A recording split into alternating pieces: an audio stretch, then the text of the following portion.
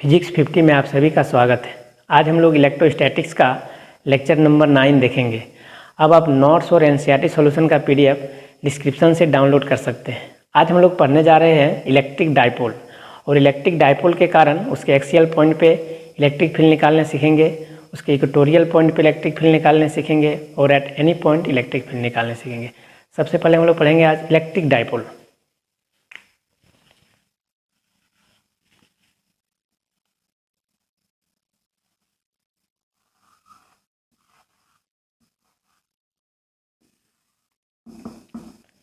Electric dipole जब दो equal magnitude और अपोजिट नेचर के चार्ज को स्मॉल डिस्टेंस के बीच रखा जाता है तो वो आपका इलेक्ट्रिक डाइपोल कहलाता है। हम लोग एक निगेटिव चार्ज लेंगे और दूसरा एक पॉजिटिव चार्ज लेंगे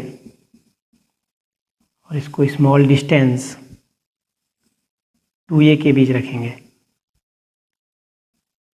इसका मिड पॉइंट डाइपोल का सेंटर होगा।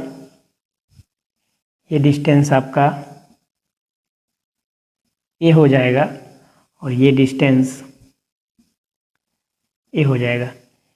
ये दोनों चार्ज के बीच का जो डिस्टेंस है वो आपका माइक्रोमीटर या फिर नैनोमीटर या फिर पिकोमीटर यानी स्मॉल डिस्टेंस होगा। हम लोग इसको इस तरह से लिख सकते हैं, ये pair of two equal and opposite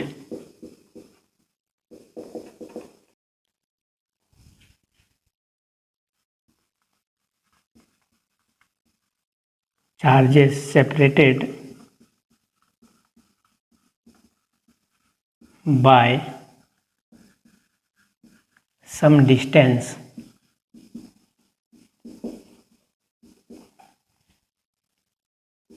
is called an electric dipole.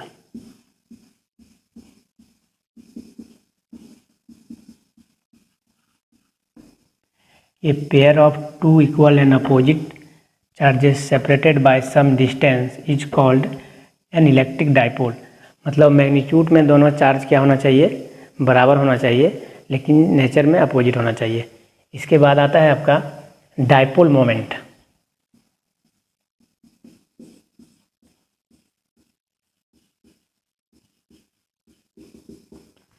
Dipole moment होता है दोनों चार्ज में से किसी एक चार्ज का मैग्नीट्यूड और दोनों चार्ज के बीच का डिस्टेंस का प्रोडक्ट। हमको इसको इस तरह से लिख सकते हैं, the product of the magnitude of either charge and the dipole length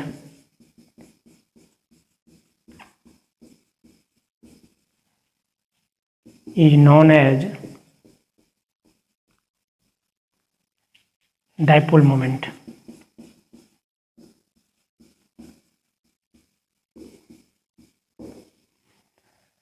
मतलब दोनों चार्ज में से किसी एक चार्ज का मैग्नीट्यूड लीजिए और ये वाला क्या हो जाएगा, डाइपोल लेंथ, और डाइपोल मोमेंट को P से डिनोट करेंगे। तो P इक्वल टू क्या हो जाएगा, Q इंटू 2a। क्योंकि डाइपोल मोमेंट आपका एक वेक्टर क्वांटिटी है तो P पे यदि वेक्टर देंगे तो इधर भी वेक्टर का डायरेक्शन देना पड़ेगा।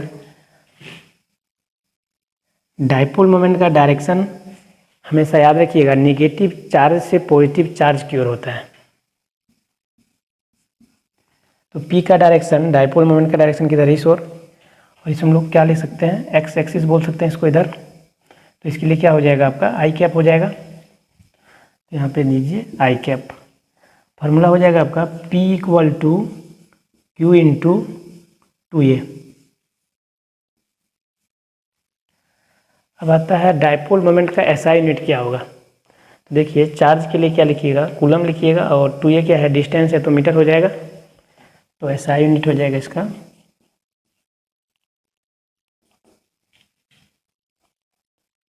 Coulomb metre. चलिए इस पर एक प्रॉब्लम सॉल्व करते हैं हम लोग।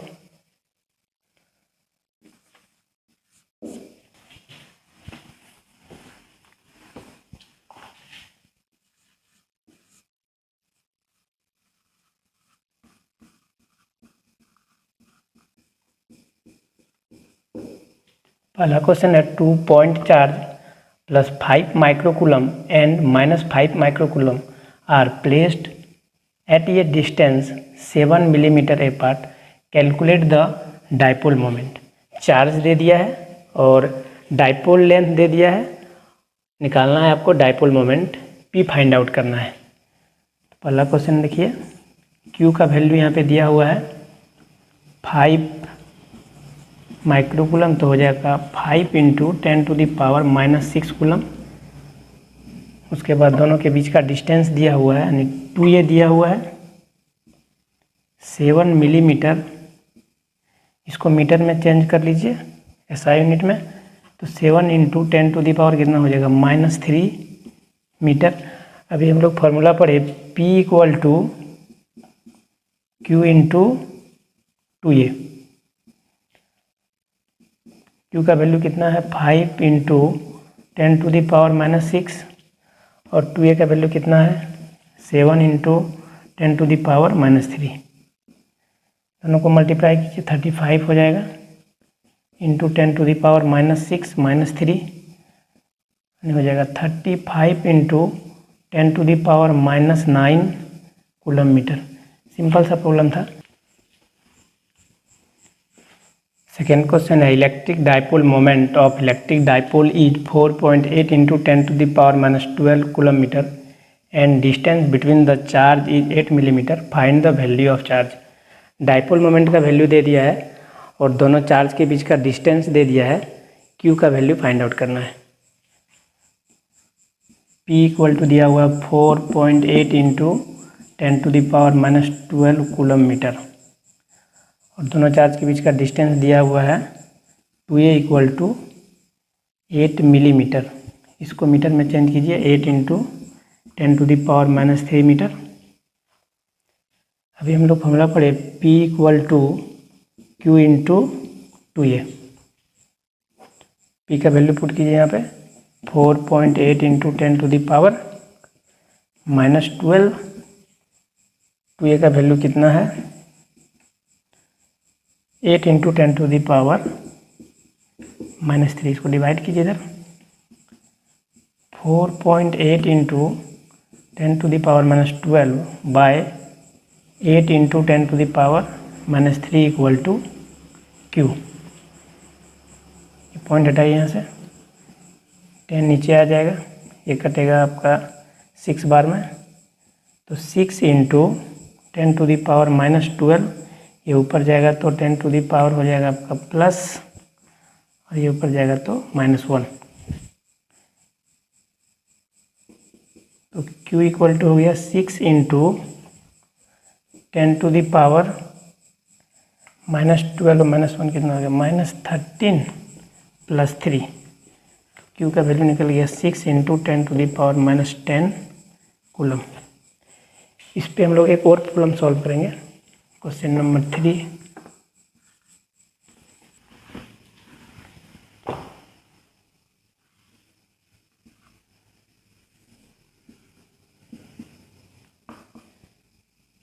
एक्स एक्सिस पे +5 कूलम चार्ज है और वाई एक्सिस पे भी +5 कूलम चार्ज है और इसका सेंटर पे -10 कूलम चार्ज है। अब आपको डाइपोल मोमेंट फाइंड आउट करना है। तो यहाँ पे देखिए 5 कूलम और इसको यदि दो भाग में बांट दें, -5 कूलम और -5 कूलम, तो एक डाइपोल एक्स एक्सिस में बन जाएगा और दूसरा डाइपोल वाई एक्सिस में बन जाएगा।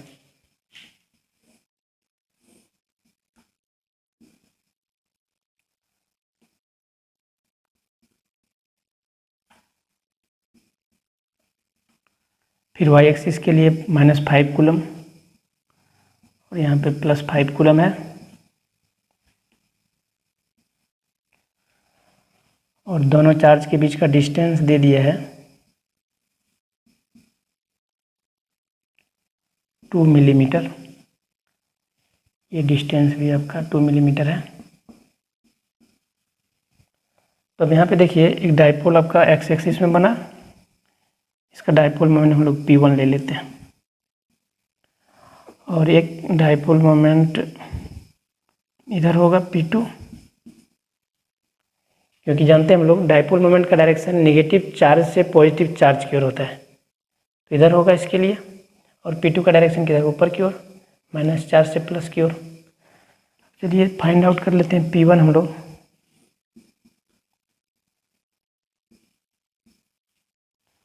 तो हम लोग फार्मूला पढ़े P equal to charge into dipole length. तो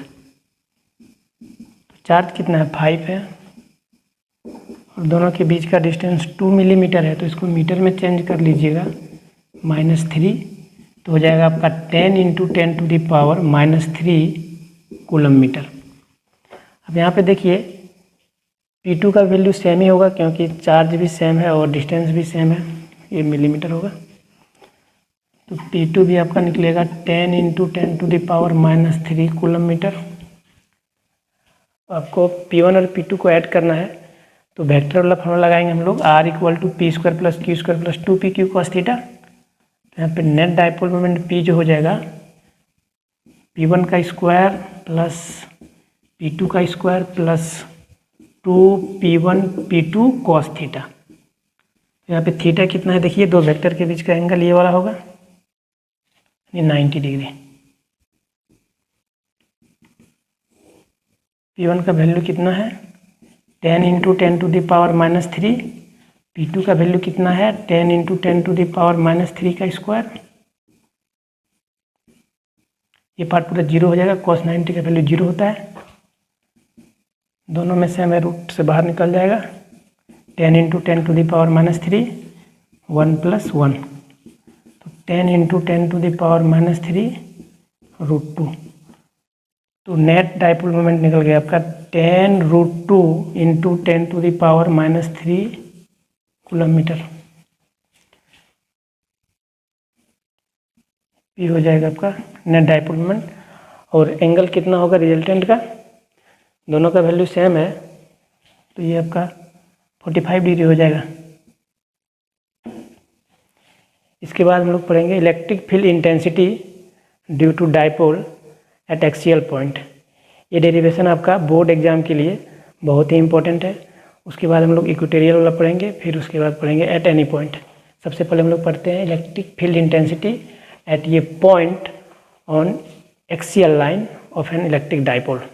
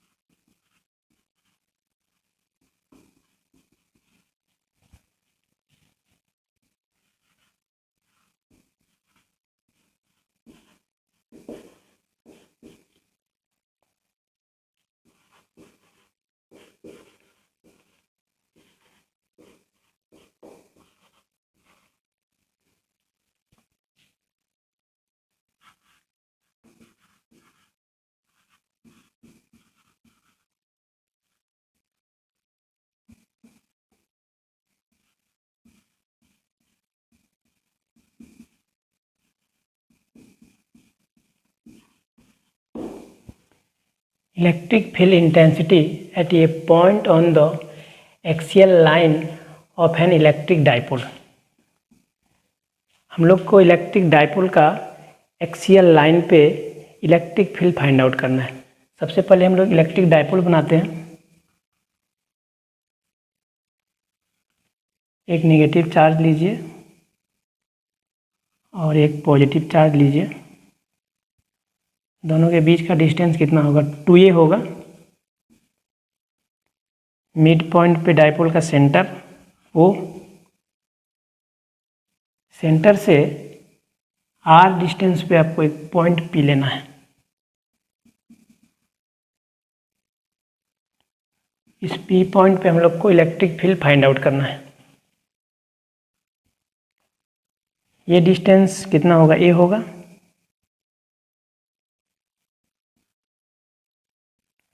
और ये डिस्टेंस कितना होगा, 2a का हाफ ए। इसका नाम दे देते हैं हम लोग ए बी डाइपोल का। अब देखिए यहाँ पे पॉजिटिव चार्ज के कारण पी पॉइंट पे इलेक्ट्रिक फील्ड का डायरेक्शन किधर होगा, बाहर की ओर होगा।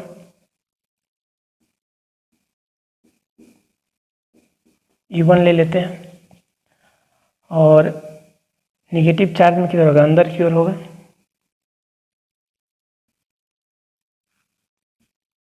E2 ले लेते हैं,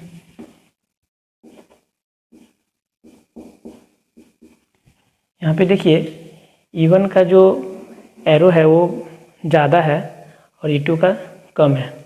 ऐसा क्यों? ऐसा इसलिए क्योंकि पॉजिटिव चार्ज जो है पी पॉइंट के काफ़ी नज़दीक है, तो इसके कारण जो यहाँ पे इलेक्ट्रिक फील्ड इंटेंसिटी होगा वो ज़्यादा होगा, और ये चार्ज थोड़ा दूर है तो इलेक्ट्रिक फील्ड इंटेंसिटी यहाँ पे क्या होगा, कम होगा। इसलिए इसको थोड़ा बड़ा लेना है, इसको थोड़ा छोटा लेना है। अब पी पॉइंट से प्लस क्यू का डिस्टेंस निकाल लेते हैं हम लोग। ये डिस्टेंस कितना होगा, ये देखिए टोटल आर है और ये वाला ए है, तो क्या होगा, इसमें इसको सब्ट्रैक्ट कर दीजिए तो ये वाला निकल जाएगा, आर माइनस ए। ये वाला पार्ट हम लोग को नहीं चाहिए, तो ये डिस्टेंस आर है और ये ए है, तो ये वाला हो जाएगा आर माइनस ए। अब देखिए ये डिस्टेंस आर है और ये डिस्टेंस ए है, तो ये कितना हो जाएगा, यहाँ से यहाँ तक नेगेटिव चार्ज से पी का डिस्टेंस। आर में क्या कीजिएगा, ए को ऐड कर दीजिएगा, तो आर प्लस ए आ जाएगा आपका इसमें। अब हम लोग एक फार्मूला पढ़े थे, पॉइंट चार्ज के कारण electric field E equal to k q by distance का स्क्वायर। ये फार्मूला इस्तेमाल करना है हम लोग को यहाँ पे। चलिए पहले हम लोग पॉजिटिव चार्ज के कारण इलेक्ट्रिक फील्ड फाइंड आउट करते हैं।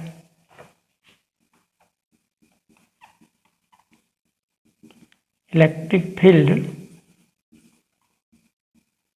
Due two plus Q charge.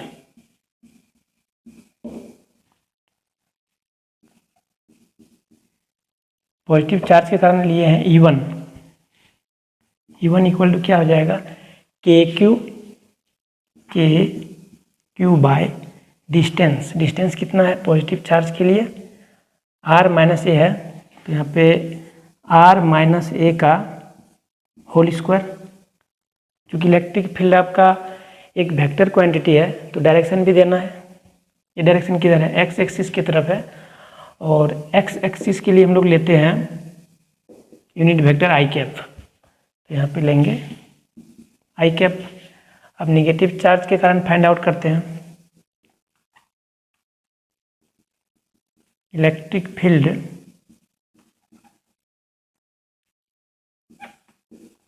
Due to minus q charge.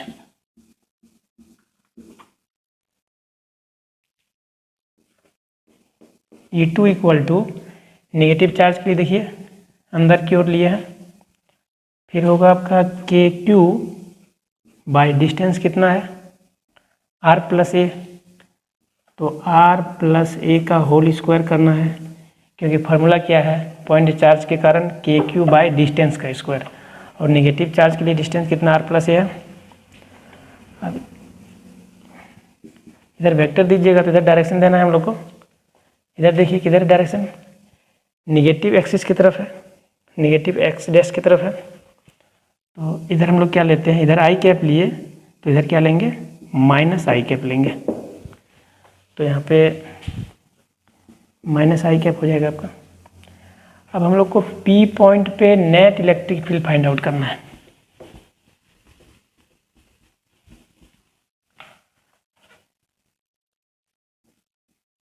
Net electric field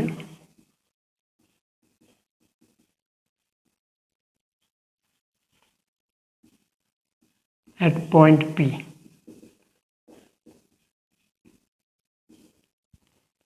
net electric field क्या हो जाएगा, E net equal to E1 plus E2।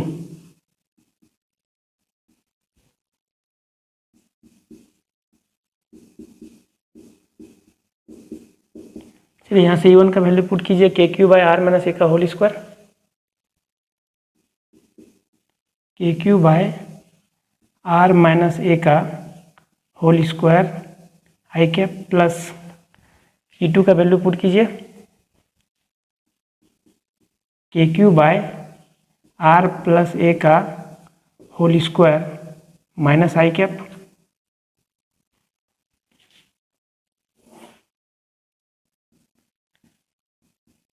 E net आपका निकल जाएगा। यहाँ पे देखिए KQ दोनों में है तो इसको बाहर निकाल लेते हैं हम लोग। यहाँ पे कितना बचेगा, 1/R-A का whole square plus into minus क्या हो जाएगा, -1/R+A का होल स्क्वायर, इसमें भी आई कैप, इसमें भी आई कैप, ये प्लस इंटू माइनस यहाँ पे माइनस हो गया, यहाँ पे दे दीजिए आई कैप। KQ, इन दोनों का एलसीएम लीजिएगा तो ये दोनों डिफरेंट है तो क्या हो जाएगा, मल्टीप्लाई हो जाएगा, R-A का होल स्क्वायर R+A का होल स्क्वायर। अब माइनस वाला पार्ट से इसको डिवाइड कीजिएगा तो प्लस वाला पार्ट बचेगा, तो यहाँ पे हो जाएगा R+A का होल स्क्वायर, यहाँ पे माइनस है, फिर प्लस वाला पार्ट से जब डिवाइड कीजिए तो क्या हो जाएगा, R-A हो जाएगा, तो R-A का होल स्क्वायर आई कैप। अब यहाँ पे A+B का होल स्क्वायर, यहाँ पे A-B का होल स्क्वायर लगाइए, तो KQ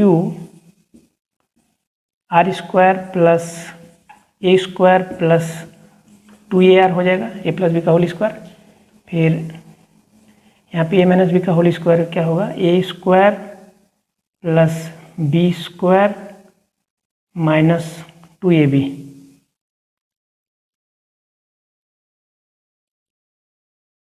बाय यहाँ पे देखिए R-A और R+A, तो क्या हो जाएगा, A² माइनस B², लोग जानते हैं A - B इंटू A+B क्या होता है, A² माइनस B² होता है, तो यहाँ पे हो जाएगा आपका R² माइनस A² का होल स्क्वायर।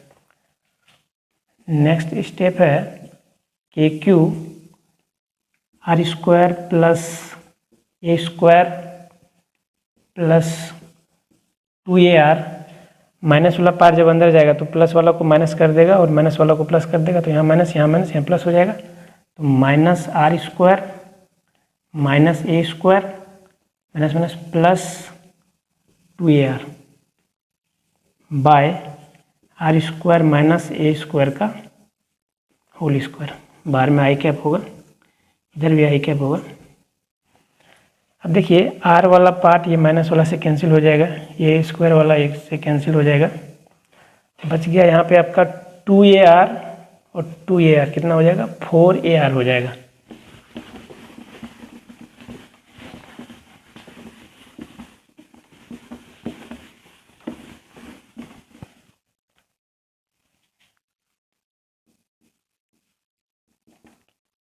तो ऊपर में हो जाएगा 4AR bye R² minus A² का होल स्क्वायर आई कैप। बाहर में क्या है, KQ है,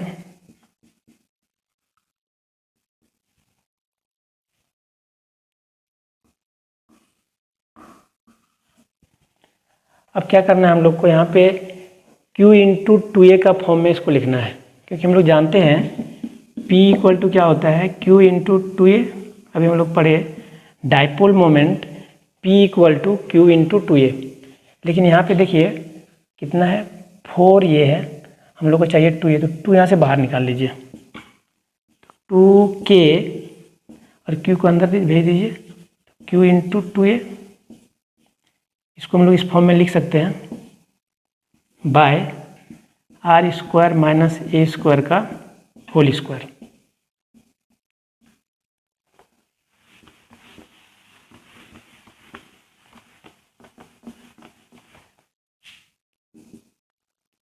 टू के इसको क्या लिख सकते हैं, P लिख सकते हैं हम लोग, PR bye R² minus A² का होल स्क्वायर।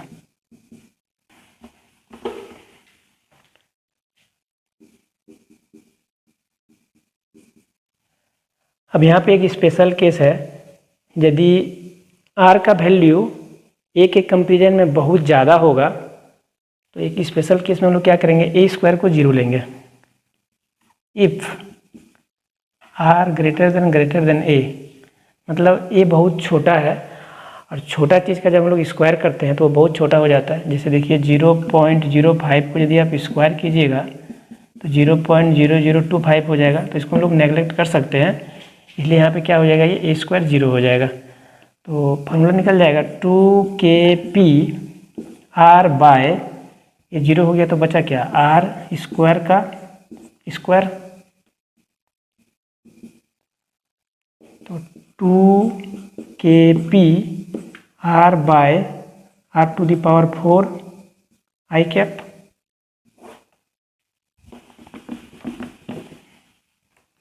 यहाँ से एक आर कट जाएगा तो नेट इलेक्ट्रिक फील्ड आपका निकल जाएगा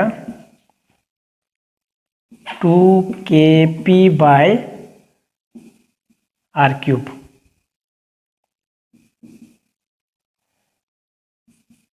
वेक्टर हटाइएगा तो आई क्या बढ़ जाएगा, तो फॉर्मूला निकल जाएगा E equal to 2kp by are cube.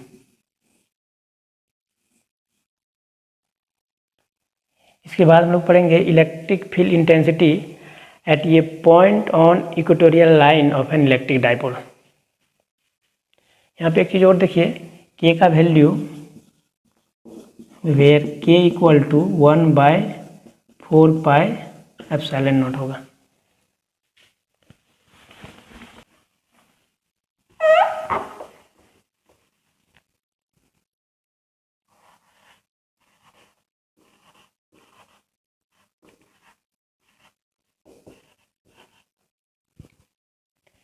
Electric field intensity at a point on the equatorial line of an electric dipole. अब हम लोग इलेक्ट्रिक डाइपोल के कारण उसके इक्वेटोरियल पॉइंट पे इलेक्ट्रिक फील्ड फाइंड आउट करेंगे।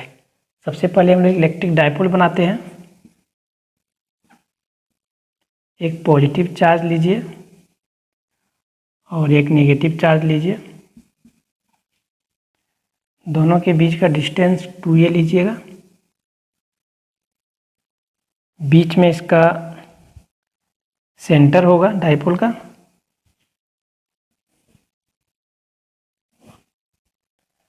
पॉजिटिव चार्ज के कारण इलेक्ट्रिक फील्ड बाहर की ओर होगा और नेगेटिव चार्ज के कारण इलेक्ट्रिक फील्ड अंदर की ओर होगा। चलिए इसके कारण हम लोग E1 ले लेते हैं और इसके लिए हम लोग E2 ले लेते हैं। ये लाइन इसके पैरेलल है। देखिए यहाँ पे कुछ एंगल होगा, इसको थीटा ले लीजिए, ये एंगल भी थीटा होगा। अब आपको डाइपोल के सेंटर से r डिस्टेंस पे फील्ड फाइंड आउट करना है P पॉइंट पे। ये देखिए टोटल कितना है, 2a है, तो ये वाला कितना होगा, ये हो जाएगा और ये वाला भी आपका ये होगा। अब यहाँ पे देखिए एक राइट एंगल ट्रायंगल बन रहा है, तो ये वाला डिस्टेंस कितना होगा, पाइथागोरस थ्योरम से हम लोग बोल सकते हैं √r² plus a square h equal to p² plus b²। ये भी आपका हो जाएगा √r² प्लस a²। ये लाइन और ये लाइन एक दूसरे के पैरेलल है और ये इसको इंटरसेक्ट कर रही है, तो ये थीटा होगा, तो ये भी थीटा होगा आपका, और ये थीटा, तो ये भी थीटा होगा। अब E1 का 2 कंपोनेंट होगा। देखिए जिधर थीटा है उधर कॉस हो जाएगा और जिधर थीटा नहीं है उधर साइन हो जाएगा। एक कंपोनेंट हो जाएगा आपका E1 कॉस थीटा और इसका एक कंपोनेंट हो जाएगा E1 sine theta.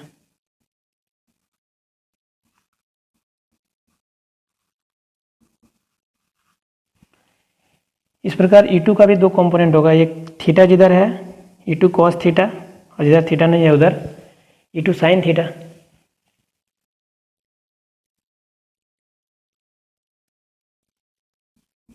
E2 cos theta और नीचे हो जाएगा आपका E2 sine theta.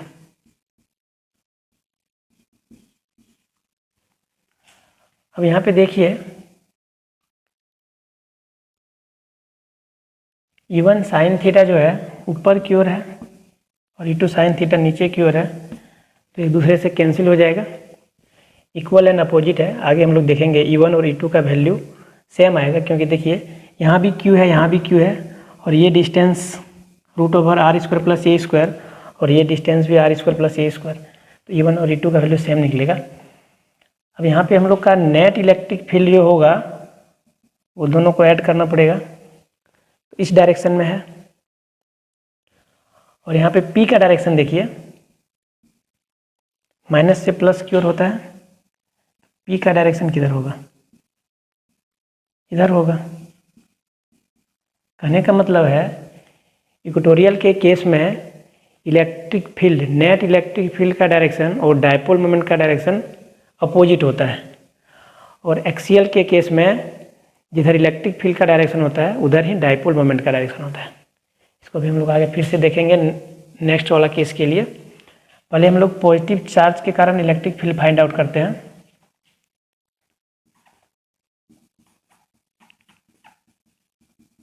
Electric field due two plus Q charge, तो हम लोग जानते हैं फार्मूला, वही वाला लगेगा फिर से, E = KQ बाय डिस्टेंस का स्क्वायर। तो E1 = KQ बाय, यहाँ पे डिस्टेंस देखिए कितना है पॉजिटिव चार्ज और P के बीच, √r² plus a² r² plus a² का होल स्क्वायर, रूट भी है यहाँ पे, और डायरेक्शन दीजिएगा तो इसका डायरेक्शन किधर है, इस ओर है, इसका कुछ नाम दे देते हैं हम लोग AB, तो डायरेक्शन किधर होगा, AP की ओर, लिखेंगे हम लोग अलोंग AP। अब चलिए निगेटिव चार्ज के कारण फाइंड आउट करते हैं।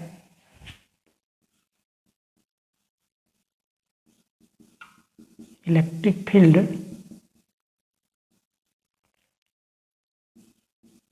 Due to minus Q charge,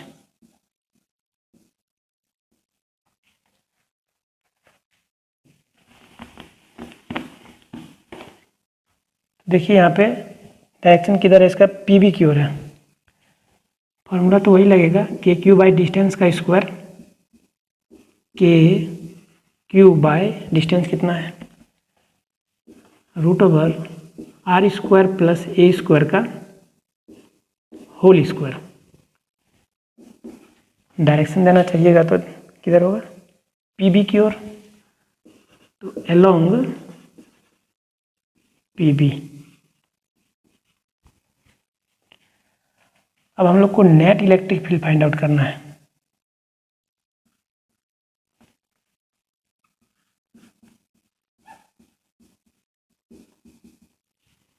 net electric field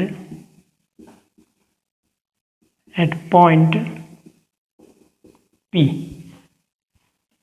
तो नेट इलेक्ट्रिक फील्ड क्या होगा आपका, साइन वाला तो कंपोनेंट कैंसिल हो गया और कॉस वाला एक डायरेक्शन में है तो ऐड हो जाएगा, E1 cos theta plus E2 cos theta. अब यहाँ पे देखिए इसका डायरेक्शन x एक्सिस की ओर है, और x एक्सिस के लिए हम लोग क्या लेते हैं, यूनिट वेक्टर आई कैप लेते हैं, तो यहाँ पे आई कैप दे दीजिए।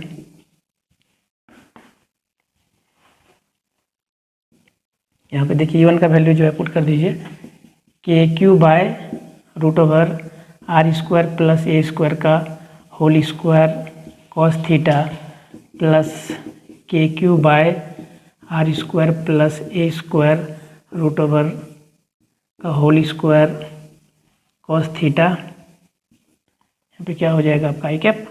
अब देखिए ये वाला और ये वाला दोनों इक्वल है, तो हम लोग क्या लिख सकते हैं इसको, यदि ए मानिएगा ए प्लस ये क्या हो जाएगा 2a हो जाएगा। तो चलिए इसको लिखते हैं हम लोग 2k by root over are square plus A square का whole square cos theta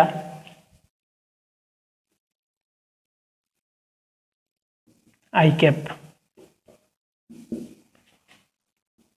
2k यहाँ पे रूट है और स्क्वायर है तो ख़त्म हो जाएगा रूट आर स्क्वायर प्लस ए स्क्वायर पे पावर कितना होगा 1। अब चलिए कॉस थीटा का वैल्यू यहाँ पे पुट करते हैं हम लोग।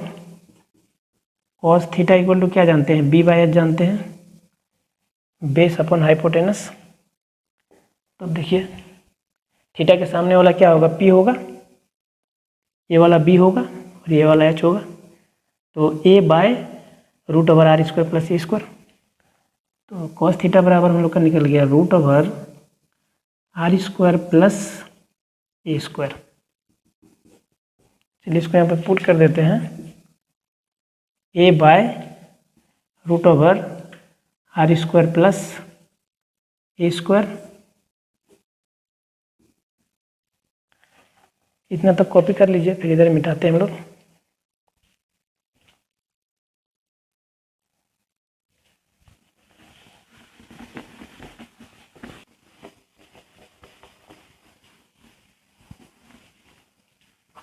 अब यहाँ पे देखिए 2 को इधर ले आएंगे तो क्या होगा KQ into 2a equal to KQ into 2a i cap by r square plus A square. यहाँ पे पावर 1 और रूट का मतलब कितना होता है, पावर 1/2 होता है, तो 1 + 1/2। इसको हम लोग P लिख सकते हैं, dipole moment P equal to Q into 2a। तो KP by r square plus A square तो पावर कितना हो जाएगा, इसको ऐड कीजिएगा तो 3/2 आई कैप। यहाँ भी स्पेशल केस होगा, जनरली R का जो वैल्यू होता है वो A से बहुत ज़्यादा होता है, तो इसको हम लोग 0 ले सकते हैं। If R greater than A, यदि बहुत छोटा है तो छोटा चीज़ का स्क्वायर करते हैं तो क्या होगा 0 हो जाएगा वो। जैसे पिछले वाला हम भी देखे थे हम लोग 0.5 का स्क्वायर करेंगे तो 0.0025, तो इसको हम लोग 0 कंसीडर कर सकते हैं। तो ये 0 हो जाएगा, तो बचेगा आपका KP बाय आर स्क्वायर पे ये 0 हो गया तो 3/2 इधर 2 कट जाएगा, तो अपन निकल जाएगा KP by are cube.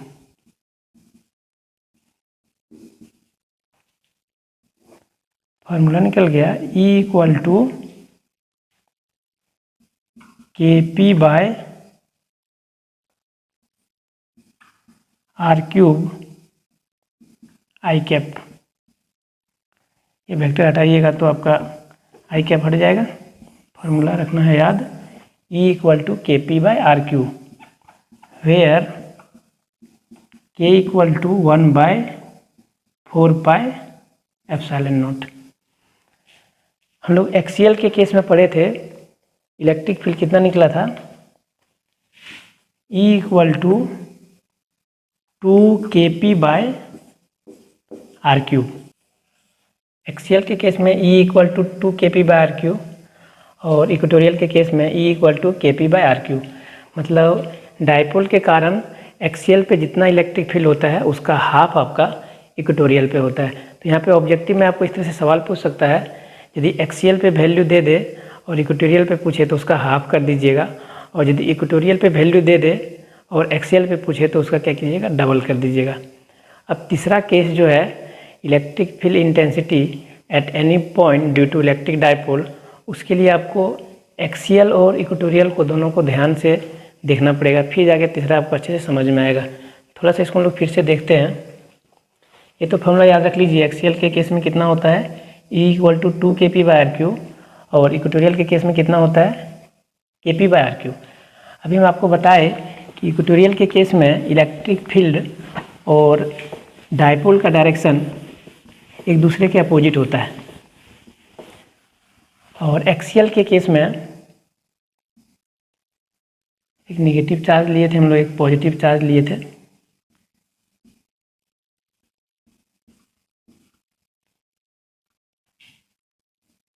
Positive charge के कारण इलेक्ट्रिक फील्ड का डायरेक्शन इस ओर, और नेगेटिव चार्ज के कारण इलेक्ट्रिक फील्ड का डायरेक्शन इस ओर।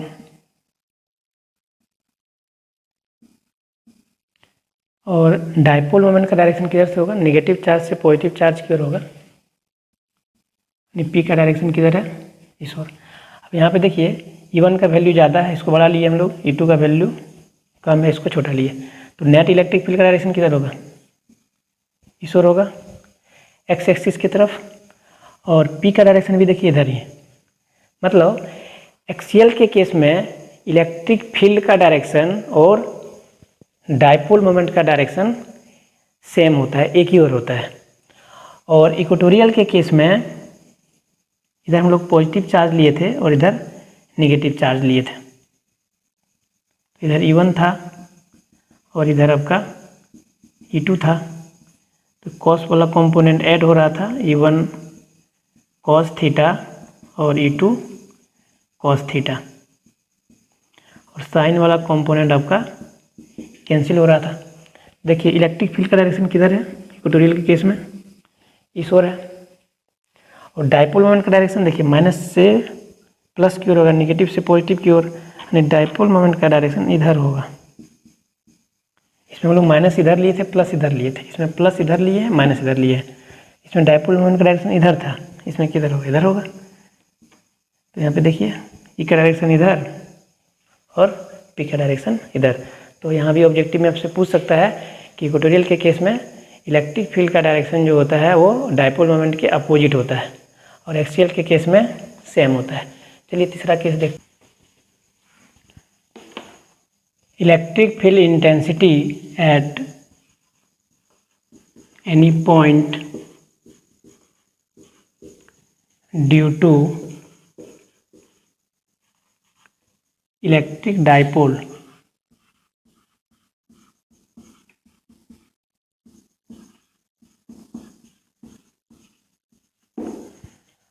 अब हम लोग को इलेक्ट्रिक डायपोल के कारण किसी पॉइंट पे इलेक्ट्रिक फील्ड फाइंड आउट करना है। Eight any point electric field find out करना है। सबसे पहले हम लोग इलेक्ट्रिक डायपोल बनाते हैं। एक नेगेटिव चार्ज लीजिए और एक पॉजिटिव चार्ज लीजिए।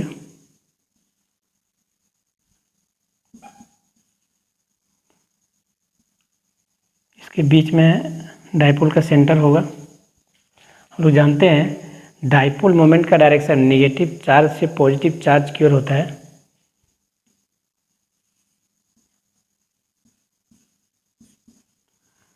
अब आपको डायपोल के सेंटर से r डिस्टेंस पे एक पॉइंट P लेना है, जहाँ पे हम लोग को इलेक्ट्रिक फील्ड फाइंड आउट करना है। अब देखिए ये पॉइंट जो है यहाँ भी हो सकता है, यहाँ भी हो सकता है, यहाँ भी हो सकता है, यहाँ भी हो सकता है, किधर भी हो सकता है। इसके लिए हम लोग को दो वेरिएबल लेना पड़ेगा, एक r और दूसरा थीटा। ये एंगल आपका थीटा हो जाएगा। तब देखिए यदि हम लोग r का वैल्यू चेंज करेंगे तो ये पॉइंट यहाँ भी हो सकता है, यहाँ भी हो सकता है, यहाँ भी हो सकता है। और यदि थीटा का वैल्यू चेंज करेंगे तो यहाँ भी हो सकता है ये पॉइंट, यहाँ भी हो सकता है, यहाँ भी हो सकता है। थीटा चेंज होने से ये पॉइंट इधर से इधर होगा, और r चेंज होने से ये पॉइंट इधर से इधर होगा। मतलब पूरा पॉइंट आपका कवर हो जाएगा। इसके बाद हम लोग देखेंगे कि ये जो पॉइंट है इस डायपोल का ना एक्सियल में है ना इक्वेटोरियल में है। तो क्या करेंगे हम लोग, इस डायपोल को दो कंपोनेंट में तोड़ देते हैं, एक एक्सियल के केस हो जाए और दूसरा इक्वेटोरियल का केस बन जाए। तो इस डायपोल को एक बार इस पॉइंट के एक्सिस की ओर तोड़ेंगे हम लोग। एक डायपोल आपका इस तरह से बनेगा।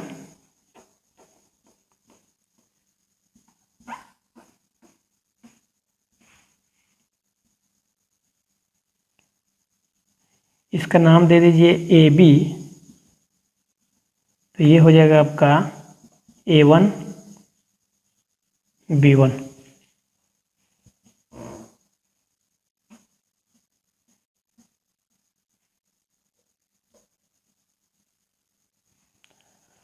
और दूसरा, इस पॉइंट के जस्ट परपेंडिकुलर दूसरा डायपोल बनाइए।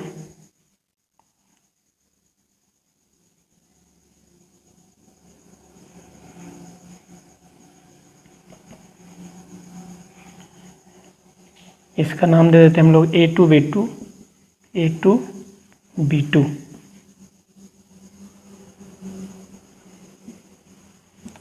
अब देखिए A1 B1 डायपोल जो है इस पॉइंट के लिए एक्सियल का केस हो जाएगा, और A2 B2 जो है इस पॉइंट के लिए इक्वेटोरियल का केस हो जाएगा। हम लोग आसानी से इसको सॉल्व कर सकते हैं। अब देखिए ये जो P है डायपोल मोमेंट, जिधर थीटा है उधर क्या हो जाएगा, P cos थीटा हो जाएगा। हम लोग जानते हैं किसी वेक्टर के जिधर थीटा रहता है उधर का कंपोनेंट हम लोग क्या लेते हैं, P cos थीटा लेते हैं, कॉस वाला कंपोनेंट लेते हैं। तो इधर हो जाएगा P cos थीटा, और जिधर थीटा नहीं है उधर क्या हो जाएगा, P sin थीटा हो जाएगा। अब AB डायपोल को भूल जाइए, हम लोग को क्या देना है, A1 B1 के कारण इलेक्ट्रिक फील्ड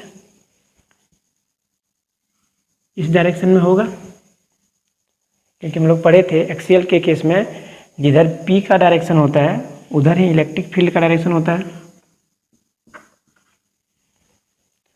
और इक्वेटोरियल के केस में देखिए P का डायरेक्शन किधर है, इस ओर है, तो इलेक्ट्रिक फील्ड का डायरेक्शन जस्ट इसके अपोजिट हो जाएगा, यानी इस डायरेक्शन में हो जाएगा।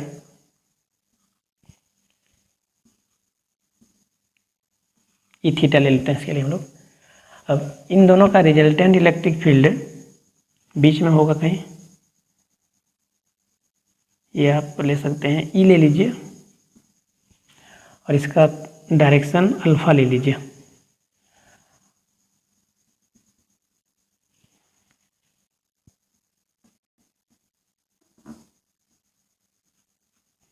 ये यदि ई थीटा है तो ये भी आपका ई थीटा होगा।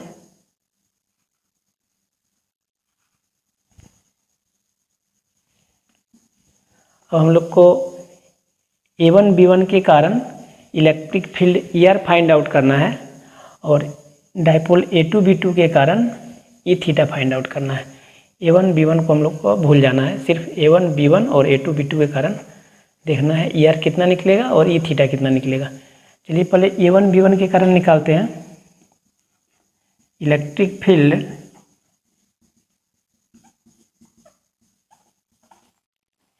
ड्यू टू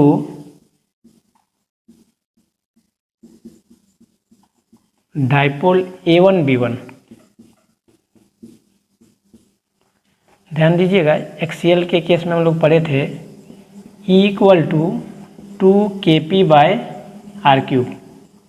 वहाँ पे डायपोल मोमेंट P था तो E इक्वल टू 2kp/r³, लेकिन यहाँ पे देखिए A1 B1 के लिए डायपोल मोमेंट कितना है, P cos थीटा है, तो इलेक्ट्रिक फील्ड का value E equal to ER equal to 2kp cos θ/r³ होगा।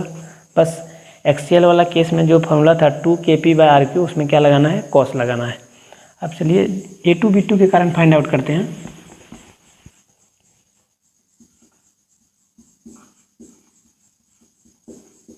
Electric field due to dipole A2 B2। अब यहाँ पे ध्यान दीजिएगा A2 B2 जो है ये पॉइंट इक्वेटोरियल के केस में है, ये पॉइंट A2 B2 के लिए क्या है, इक्वेटोरियल है। तो इक्वेटोरियल के केस में हम लोग पढ़े थे E इक्वल टू kp/r³। वहाँ पे डायपोल मोमेंट P था तो फार्मूला लोग निकाले E इक्वल टू kp/r³, लेकिन A2 B2 का डायपोल मोमेंट कितना है, P sin थीटा है। तो जो इलेक्ट्रिक फील्ड होगा A2 B2 के कारण ई थीटा इक्वल टू हो जाएगा आपका k P sine theta by are cube. बस जो इक्वेटोरियल के केस में निकला था उसमें आपको साइन लगाना है, और एक्सियल वाला में जो निकला था उसमें कॉस लगाना है A1 B1 के लिए। अब चलिए नेट रिजल्टेंट निकाल लेते हैं हम लोग।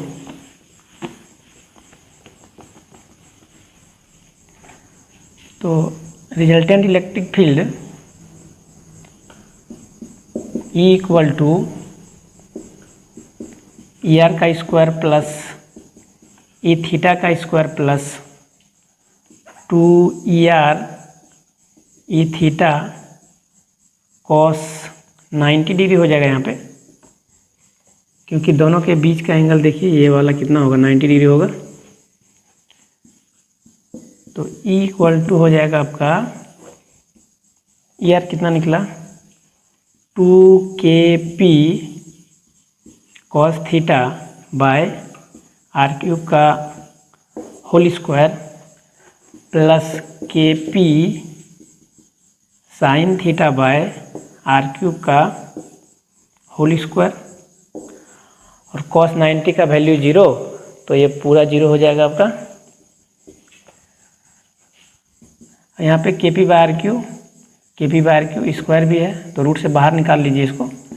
KP by are cube root over यहाँ क्या बचेगा 2 कॉस थीटा का स्क्वायर प्लस यहाँ बचेगा साइन थीटा आपका, साइन थीटा का स्क्वायर।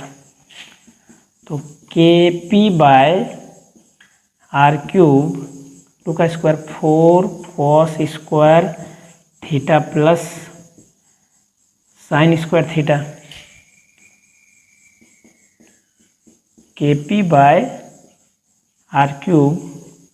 अब 4 कॉस स्क्वायर थीटा, तो इसको क्या लिख सकते हैं हम लोग 4 cos square theta plus 1 minus cos square theta लिख सकते हैं इसको। तो 4 कॉस स्क्वायर थीटा में से कम हो जाएगा, तो 3 कॉस स्क्वायर थीटा बचेगा। KP by are cube root over 3 cos square theta plus 1। हम लोग इलेक्ट्रिक फील्ड का मैग्नीट्यूड फाइंड आउट कर लिए, अब डायरेक्शन फाइंड आउट करना है। डायरेक्शन मतलब अल्फा फाइंड आउट करना है। चलिए डायरेक्शन इधर फाइंड आउट कर लेते हैं। tan अल्फा इक्वल टू क्या होगा P/B होगा। अब देखिए अल्फा के सामने वाला P हो जाएगा, P क्या होगा E थीटा होगा, ये E थीटा तो ये भी E थीटा, तो E थीटा बाय ER। तो tan अल्फा इक्वल टू हम लोग देखिए E थीटा फाइंड आउट कर चुके हैं, KP sine theta by r q, और ER भी फाइंड आउट कर चुके हैं। चलिए पुट कीजिए KP sine theta by are cube, और ER का value 2KP cos theta by are cube. ये मेन डिवाइड है तो ये पलट जाएगा आपका। तो tan alpha equal to KP sine theta by are cube into r cube ऊपर आ जाएगा by 2KP cos theta, r cube cut जाएगा, KP कट जाएगा, यार क्या बचा साइन थीटा, नीचे क्या बचा 2 कॉस थीटा। तो आपका tan अल्फा इक्वल टू निकल गया 1/2 tan थीटा। तो अल्फा इक्वल टू निकल गया tan इनवर्स 1/2 tan थीटा।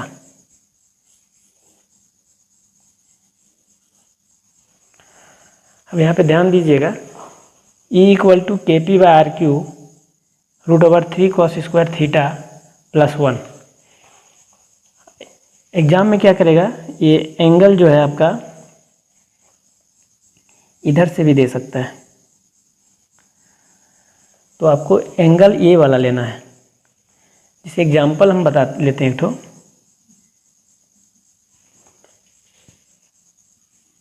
मान लीजिए एक डाइपोल दे दिया है आपको और पी पॉइंट पे इलेक्ट्रिक फील्ड फाइंड आउट करना है और ये एंगल दे दिया है 120 डिग्री। तो आपको यहाँ पे थीटा 120 डिग्री पुट नहीं करना है, ये एंगल निकाल के पुट करना है, ये एंगल। क्योंकि हम लोग जो एंगल लेते हैं वो एंटी क्लॉकवाइज में जो बनता है उसको लेते हैं, ये एंगल लेना है। मतलब डाइपोल मोमेंट के डायरेक्शन से जो एंगल होगा उसको लेना है। डाइपोल मोमेंट का डायरेक्शन किधर है? इधर है। और एंगल हम लोग मेजर करते हैं एंटी क्लॉकवाइज में, तो ये एंगल लेना है। तो पूरा कितना होगा? ये 180 होगा। तो ये एंगल कितना होगा? 60 होगा। तो यदि एग्जाम में ये एंगल दिया हुआ रहे तो इसको नहीं पुट करना, आपको इसको पुट करना है। इस तरह से भी दे सकता है। जैसे मान लीजिए पॉइंट आपका इधर दे दिया और ये एंगल दे दिया 30 डिग्री। अब तो देखिएगा एंगल दिया हुआ 30 डिग्री, इसमें जाके पुट कर दीजिएगा, आपका पूरा गलत हो जाएगा। कौन एंगल लेना है? डाइपोल मोमेंट का डायरेक्शन देखना है किधर है, इधर है डाइपोल मोमेंट का डायरेक्शन यदि, तो ये एंगल आपको लेना है। ये कितना हो जाएगा? 180 में घटा दीजिएगा इसको तो 150 हो जाएगा। एक और केस लेते हैं हम लोग। इसमें इधर नेगेटिव चार्ज है, इधर पॉजिटिव चार्ज है। अब इसमें चेंज कर दिया आपका, इधर पॉजिटिव चार्ज है और इधर नेगेटिव चार्ज है और ये एंगल दे दिया है 30 डिग्री। अब आपको यहाँ पे इलेक्ट्रिक फील्ड फाइंड आउट करना है, तो कौन सा एंगल लीजिएगा? पहले डाइपोल मोमेंट का डायरेक्शन देख लीजिए, माइनस से प्लस की ओर, इस ओर। अब आपको एंगल लेना है डाइपोल मोमेंट के डायरेक्शन से पॉजिटिव की ओर मेजर करना है, यानी एंटी क्लॉकवाइज में, यानी ये एंगल हो जाएगा आपका। तो यहाँ से यहाँ तक कितना हुआ? 180 और ये कितना है? 30। तो टोटल एंगल कितना हो जाएगा? 210। अब यहाँ पे देखिए, इस फार्मूला के इस्तेमाल से हम लोग एक्सियल वाला केस और इक्वेटोरियल वाला केस भी फाइंड आउट कर सकते हैं। E equal to KP/RQ √3 cos square theta plus 1। अब यदि ये पॉइंट आपका उठ के यहाँ पे आ जाए तो क्या होगा? ये मान लीजिए 60 डिग्री है, इसका हाफ कीजिएगा 30 डिग्री और कीजिएगा 15 डिग्री। एक समय आएगा जब इस लाइन पे ओवरलैप कर जाएगा ये, तो थीटा उस केस में क्या होगा? 0 डिग्री होगा। तो उस फार्मूला में थीटा यदि हम लोग 0 डिग्री पुट करते हैं तो एक्सियल वाला फार्मूला निकल जाएगा। देखिए, इफ थीटा इक्वल टू 0 तो E इक्वल टू कितना हो जाएगा? KP/RQ √3 cos square 0 degree plus 1। तो KP/R क्यूब, ये cos 0 का मान 1 होता है, 1 का स्क्वायर प्लस 1। तो KP/R क्यूब 3 + 1 4 हो जाएगा।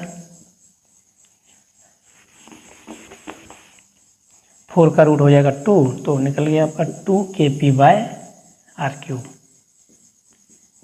ये था आपका एक्सियल वाला केस। अब यदि इस पॉइंट को हम लोग यहाँ पे ले आए एकदम इक्वेटोरियल के केस के लिए, तो कितना हो जाएगा? ये पॉइंट 90 डिग्री पे हो जाएगा ये पॉइंट। तो इसमें आप थीटा 90 डिग्री पुट कीजिए, तो E equal to, if theta equal to 90 degree, तो E equal to KP/R cube 3 cos square 90 degree plus 1। और आप जानते हैं cos 90 का वैल्यू क्या होता है? 0 होता है। तो ये पार्ट 0 हो जाएगा, तो बचेगा आपका KP/R क्यूब √1। तो निकल गया E equal to KP/R cube. आज का लेक्चर यहीं तक।